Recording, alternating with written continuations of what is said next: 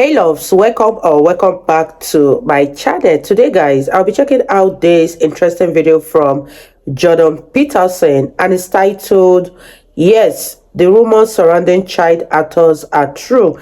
And this is with Brett Cooper. You guys, I'm super excited as always. If you're yet to subscribe to this channel, please consider subscribing. Give this video a massive thumbs up, comment, share, and all that good stuff. And without much ado, let's see what this video is all about. So you enjoyed your time in Los Angeles between 10 and 14? I loved it.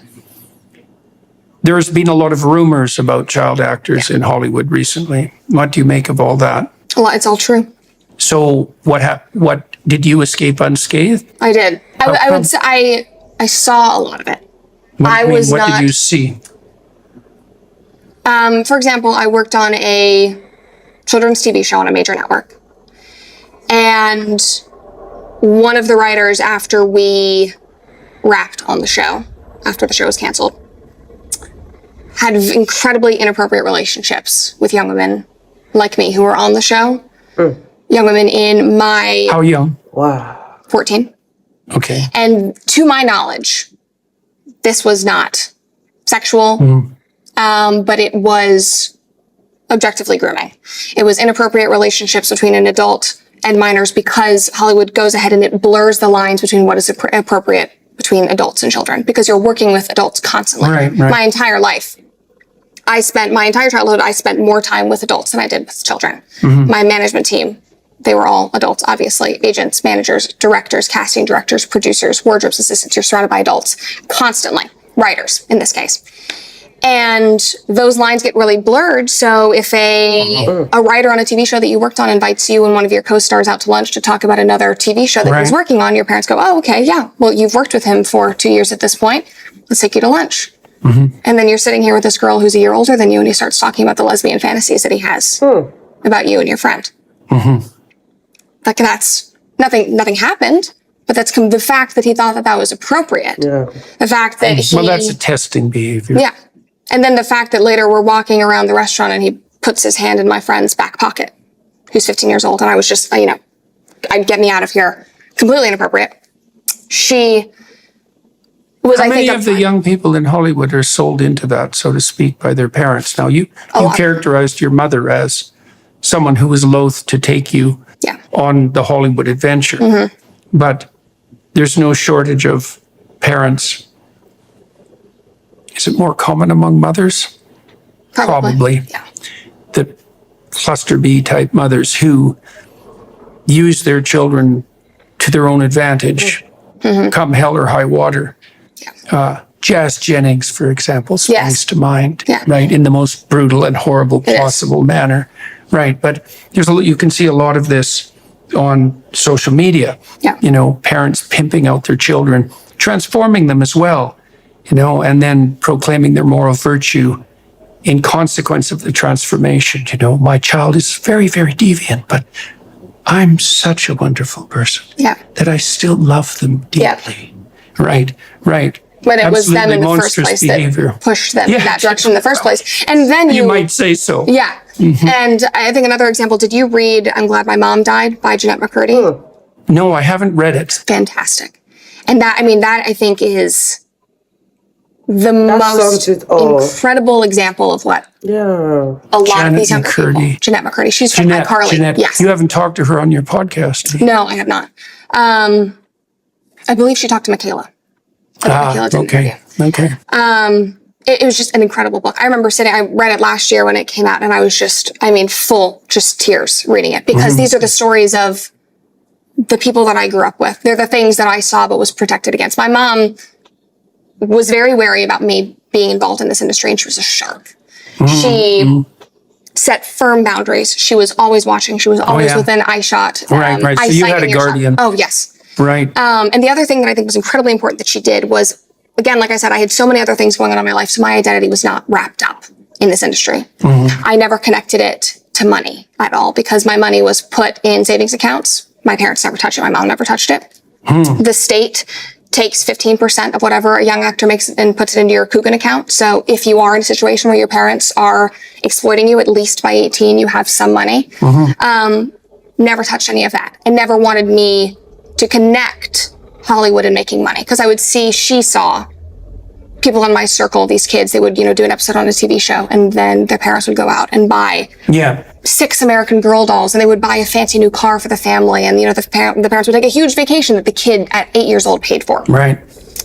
And my mom always wanted to ensure that I stuck in this industry because I loved it, because I couldn't live without it, because I loved telling stories. Wow. And Wow, you guys, what are your thoughts on this video? This is a very, very deep conversation, and I would love to hear your thoughts on what Brett Cooper is saying in this story. Leave it in the comment section down below, and let's continue watching, you guys. And at least once a month, she would say, "Are you sure you want to do this? Because if you ever want to stop, we'll stop. I don't care how much money we've invested in your acting classes and your dance classes. If you want to stop, if you want to go home, you'll pack up and move to Tennessee." What made her so sensible? She's just a brilliant woman. She's incredible. She's one of the most resilient people I've ever met. She has been to hell and back a million times. Her first husband passed away. Her child then passed away. My older brother, in light of my brother's passing, has severe mental illness. He's permanently in a psychiatric facility for schizophrenia. Very, very hard marriage with my father. Very, very hard upbringing where she was often the black sheep.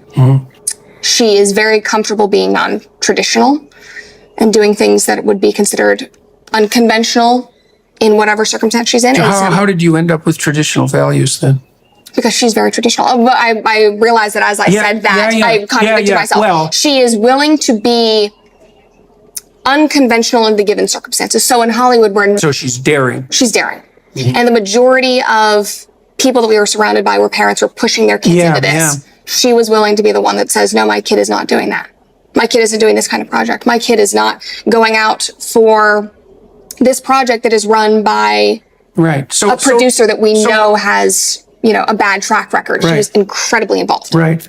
So fundamentally, I mean, the case you're laying out, it's always useful to look at situational determinants of unfortunate outcomes, let's say. And, the first thing you said was, well, there are kids working with adults, and so the lines are blurred. And okay, so that sets the stage. Yeah. And then you can imagine that within those relationships, there's no shortage of people always whose ability to obtain intimacy, like in a relationship or sexually, is like stunningly compromised, right? And so those people at minimum are going to, like, just as a consequence of their inability, are going to be looking for opportunity and maybe not even that good at distinguishing an appropriate from an inappropriate opportunity. And then there's the ones that are really bent because they're resentful and because they're isolated. They're actually looking for innocence to subvert and destroy. Those are the more people who tilt more in the explicitly narcissistic and sadistic direction. And your circumstance was such that you had a mother who was watching out for you. And so that instead of a mother who was complicit and exploiting you. Who turned a blind, Now, you said you had a growth spurt when you were, how old, 9? Yeah. So how physically mature were you by the time you were 14? Relatively. I always looked older for my age. That's another thing that blurs the lines, of course, is. Right? Yeah. And if you're around adults and you learn to act like an adult, you're going to also present yourself, in a more mature manner. Yeah. And if you physically look like one. I mean, well, that's... It makes it very, very complicated. However, it just shouldn't What did you do, do you think, that... So, often girls, bully victims in general, girls who are subject to exploitation are not very good at subtle signaling. They don't know how to say no. They don't know when to say no. They don't know how to broadcast no. Yeah. Like right from the initial interactions, right? So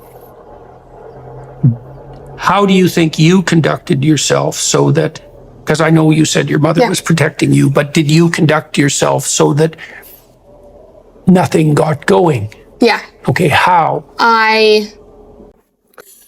Wow, you guys, this is very, very interesting. And the star of the show is actually Brett Cooper's mother, because if she didn't stomp her feet on the ground to say no to what her child does and what her child doesn't do, then we don't even know how the story might have gone compared to other kids whose parents didn't protect them or whose parents exploited them because of the roles they played, because of the money they were bringing as child actors. Let me know what you guys think about this video in the comment section down below, and let's wrap this video up, you guys. Would say just intrinsically, I'm very self-aware and have been for a long time. And I think that that is because I had to grow up very quickly in terms of my family. I was just very aware of everything that was going on. You also said you didn't want to cause trouble. Yeah. Unnecessary trouble. Yes, unnecessary trouble. But I don't think that means that I was not willing to stand up for myself, because in situations that were this severe in terms of my safety, my innocence. Anyway, I think that I was very self-aware. And then it goes back to my mother. Again, when we moved out to Los Angeles, she knew everything, all the rumors about Hollywood, the casting couch. She put me in women's self-defense against sexual assault classes when I was 10. And I did those classes until And that was useful? The most incredible thing I've ever done. Hands down. I was put in situations, I started out doing group classes, and you learn how to fight against a male opponent that is bigger than you. Because you can do jiu-jitsu, you can do karate. I think that those disciplines are incredible. They often do not translate to real-world fighting for women. Yeah, specifically. Right, of course.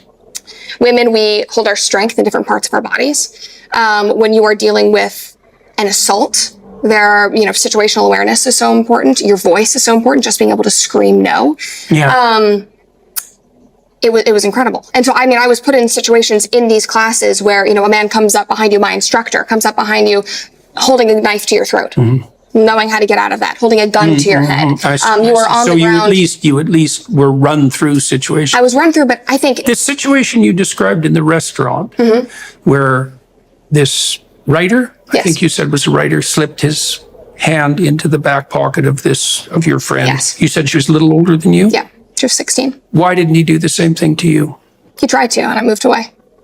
And I said, that's weird, don't do that. Okay. Did she do that? No. Okay, so that's the perfect example of what you were just saying. Yeah, well, that's exactly my point. Those are the micro no's that stop things from proceeding. Yes. Right. Yeah, and I credit a lot of that to these classes that I did. Yeah. Because as you said, and as you brought up again, I was unwilling to rock the boat. I was a doormat in my family. And still, that's something that I'm still working through as an adult now. I'm being very, very nervous about that in my immediate family, just because of the way that I was raised. Are you an agreeable person? Do you like to please people? I do. Right. Well, you can also see the complexity, because if you're an entertainer and you're on the stage, you're obligated as part of your role to be magnetically attractive, charismatic, and all of that, and to capitalize on that. And so drawing the line,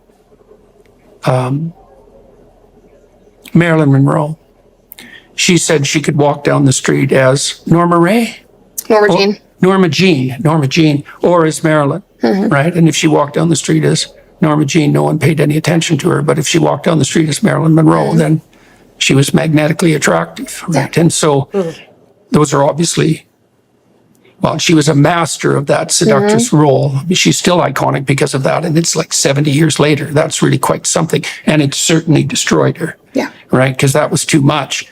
Well, if you're an actor, an actress, then you have this conundrum, because you're rewarded for your attractiveness. You're capitalizing on your attractiveness.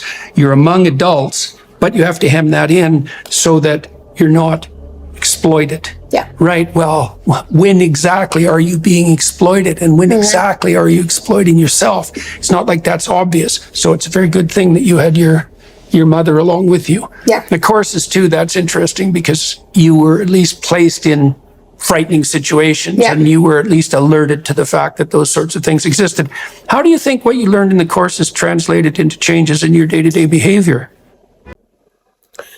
Wow, you guys, that was such an interesting one from Jordan Peterson and Brett Cooper. And Brett Cooper is such a bright young woman, and I'm always in awe of how intelligent she is. And kudos to her mother for the role she played in her life. Because if her mother didn't put her feet down to set boundaries for Brett Cooper as a young kid, I bet the story might not be the same. But let me know what you guys think about this video in the comment section down below. It was very interesting and very, very entertaining, and there's a whole lot to learn from this video. I believe you guys enjoyed watching. If you did enjoy watching, give this video a massive thumbs up, comment, share, and all that good stuff. And I'll see you all in my next video.